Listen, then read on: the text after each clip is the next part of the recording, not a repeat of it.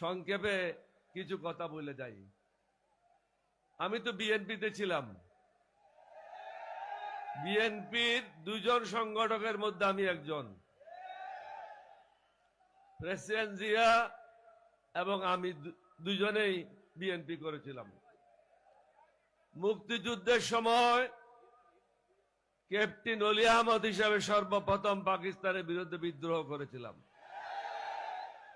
শহীদ রাষ্ট্রপতি জিয়াউর রহমান সওয়াত জাহাজ থেকে অস্ত্র খালাসের জন্য তাকে নির্দেশ দেওয়া হয়েছিল। তখনও পর্যন্ত আমরা বিদ্রোহ করব এই পরিকল্পনা চূড়ান্ত হয় নাই। তিনি যাচ্ছিলেন চট্টগ্রাম বন্দরের দিকে। ইতিমধ্যে আমি যখন খবর পেলাম ঢাকাতে শুরু হয়ে গেছে গোলাগুলি, চট্টগ্রাম সেনানিবাসে গোলাগুলি শুরু হয়েছে, অষ্টম বেঙ্গল সেনাদেরকে নিয়ে আমি বিদ্রোহ করি এবং প্রেসিডেন্ট জিয়াকে দেওয়ানহাট নামক স্থান থেকে ফিরিয়ে নিয়ে আসি। অতঃপর দুজনে মিলে কালুঘাট বেতার কেন্দ্রে যায়। পরের দিন তিনি বাংলাদেশের স্বাধীনতা ঘোষণা করেন। আমরা কেন সেদিন পাকিস্তান থেকে স্বাধীনতা চেয়েছিলাম? ওরাও তো আমাদের ভাই। কারণ আমাদের যে ন্যায্য অধিকার ছিল সে অধিকার থেকে আমাদেরকে বঞ্চিত করেছিল। বাংলাদেশের লোকজন বিদেশে যাওয়া খুবই কঠিন ছিল। এখন 1 কোটির উপরে বাংলাদেশের লোক বিদেশে আছে।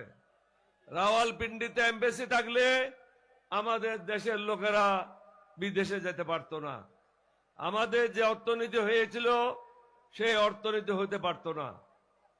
আজকে হাসিনার এবং তার দোসররা, কিছু দুর্নীতিবাজ ব্যবসায়ীরা 234 বিলিয়ন ডলার বাংলাদেশ থেকে পাচার করেছে। এই টাকা যদি থাকতো বাংলাদেশ পৃথিবীর মধ্যে অন্যতম একটা ধনী দেশ হিসাবে পরিণত হতো। বাংলাদেশের মানুষের কোনো সমস্যা নাই, উর্বর জায়গা, আল্লাহর মেহেরবানি। এরকম জায়গা পৃথিবীতে কোনোখানে নাই। একটা বীজ পড়ে থাকলেই সেটার থেকে চারা ওঠে। কিন্তু এখানে রাজনীতিবিদেরা হলো মহা দুর্নীতিবাজ, শুধু দুর্নীতিবাজ না, মহা দুর্নীতিবাজ। শহীদ জিয়ার বিএনপি এখন আর নাই, বেগম জিয়ার বিএনপি এখন আর নাই। এখন ভাড়াটিয়াদের বিএনপি, দুর্নীতিবাজদের বিএনপি, চাঁদাবাজদের বিএনপি। ওই কারণেই আমি বিএনপি ত্যাগ করেছিলাম 2006 সালে। যদিও পরবর্তী পর্যায়ে বেগম ছিলাম, কিন্তু দেখলাম বেগম জিয়া যখন অসুস্থ হয়ে যায় তারা আবার চাঁদাবাজিতে লিপ্ত হয়ে যায়। সুতরাং এই চাঁদাবাজদের সাথে থেকে আমি দোজখে যাওয়ার জন্য রাজি না। তার থেকেও বড় কথা হলো আজকে এই মাঠে বলে যায়, এই জাতি যদি সঠিক সিদ্ধান্ত না নেয় স্বাধীনতা বিপন্ন হবে। আমরা যুদ্ধ করেছিলাম স্বাধীন সার্বভৌম বাংলাদেশের জন্য। এখন একটা দল বিদেশিদের দালালি করছে, তাদের ইচ্ছা অনুযায়ী কাজ করছে, তাদের ইচ্ছার বাইরে যেতে পারবে না। আমি বলেছিলাম এরশাদকে একটা চেইন লাগিয়েছিল, এরশাদের ভাই কাদেরকে 2টা চেইন লাগাইছিল ভারতে। এখন যারা আমাদের বিরুদ্ধে নির্বাচন করছে তাদেরকে 3টা চেইন লাগাইছে। সুতরাং ভারতের বাইরে, রর বাইরে তারা যেতে পারবে না। আমরা চাই না এই দেশ ভারত শাসন করুক। সিদ্ধান্ত নিতে হবে, সেই সিদ্ধান্ত হবে 11 দলীয় ঐক্য জোটকে ক্ষমতায় আনার জন্য ভোট দিতে হবে। যে যেখানে প্রার্থী আছে বিভিন্ন মার্কা নিয়ে আমরা আছি। আমি জামাত হই নাই, জামাতের লোকেরাও এলডিপি হয় নাই। আমরা স্ব পরিচয় নিয়ে এক জায়গায় একত্রিত হয়েছি। কেন একত্রিত হয়েছি? হাসিনার দোসরদেরকে এখান থেকে বের করার জন্য, পরাজিত করার জন্য। হাসিনা চলে গেছে, আপনারা শুনেছেন বিএনপির মহাসচিব কি বলেছে। 2টা গুরুত্বপূর্ণ স্টেটমেন্ট। একটা হলো তিনি বলেছেন যে জুলাই বিপ্লবে তাদের কোনো অংশগ্রহণ ছিল না, তাদের কোনো ছাত্রদল যুবদলের ছেলে মৃত্যুবরণ করে নাই। আরেকটা গুরুত্বপূর্ণ কথা তিনি বলেছেন, আওয়ামী লীগের যারা আছে তার এলাকায় বা বাংলাদেশে তাদের বিরুদ্ধে কোনো মামলা করা হবে না। তাহলে আওয়ামী লীগের জায়গায় এখন কে কাজ করছে? বিএনপি কাজ করছে। তাহলে আপনাদেরকে বুঝতে হবে এই দেশ তারা বিক্রি করার জন্য পায়তারা করছে। আপনারা যদি নিজে পায়ের কুড়া মারেন, আপনাদের কেউ সাহায্য করতে পারবে না।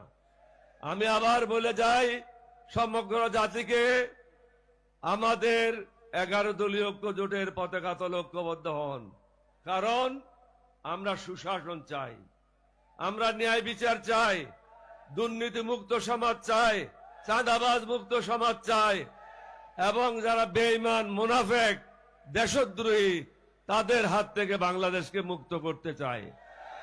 বাংলাদেশকে এগিয়ে নেওয়ার জন্য দরকার সঠিক ইমানদার লোক। ইমান যদি না থাকে তার কাছে কিছুই নাই। বেঈমান মুনাফেকদেরকে দিয়ে বাংলাদেশ আর চলবে না। আপনারা যেখানে যান এক একজন জামাত আমিরের ভূমিকায় অবতীর্ণ হবেন। প্রত্যেকটা জায়গায় গিয়ে যেখানে যান সবাইকে বলবেন দেশকে বাঁচান।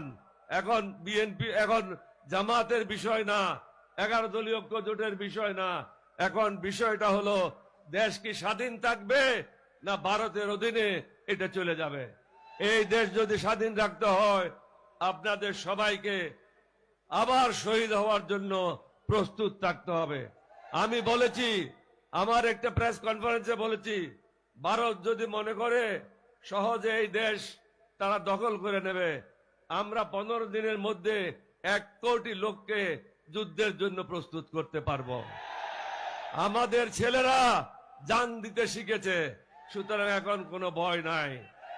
ভারতকে বুঝতে হবে তাদের বিরুদ্ধে আমরা না, কোন হিন্দুদের বিরুদ্ধে আমরা না, কোন বৌদ্ধদের বিরুদ্ধে আমরা না। কোরআন মেনে চলে, হাদিস মেনে চলে, সে কখনো কোনো ধর্মের বিরুদ্ধে কাজ করতে পারে না। আমরা চাই সকল ধর্মের মানুষ সুখে শান্তিতে এই দেশে বসবাস করুক। তাদেরকে গত 2 বছর কারা নিরাপত্তা দিয়েছে? আমরা যারা আছি 11 দলীয় ঐক্য জোটে, আমরা বিভিন্ন দুর্গাপূজার মণ্ডপে গিয়ে তাদেরকে শান্তি দিয়েছি, নিশ্চয়তা দিয়েছি।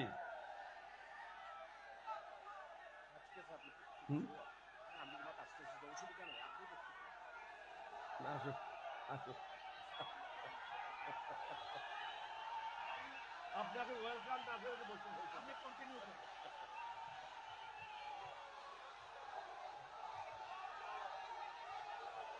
জোরে তালি বাজন না, জোরে তালি বাজন না। আমির জামাতুল্লাহ শতানল দায়িত্ব গুয়ানে দেশতুন